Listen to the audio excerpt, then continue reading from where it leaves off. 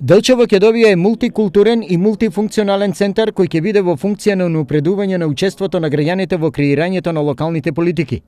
Во моментов се подготвува просторот, сместен во зградата на спомен домот Асном. Во оваа просторија ќе биде санирана подната конструкција, поточно ќе се биде покриена со ламинат, исто така предвидена е канцелариска маса и столове, како и варилајт завеси за потребите за секој за во функција на оваа просторија. Очекувањата се дека центарот ќе биде ставен во функција на почетокот на месец август. Зборувам за мултифункционална сала, сакаме да кажеме дека тоа е простор кој што ќе биде еднакво достапен за сите, и за најмладите, исто така и за одредени локални потреби, како што е Советот на општина Делчево, кој што долго време тежна и има потреба од своји просторни услови за работа.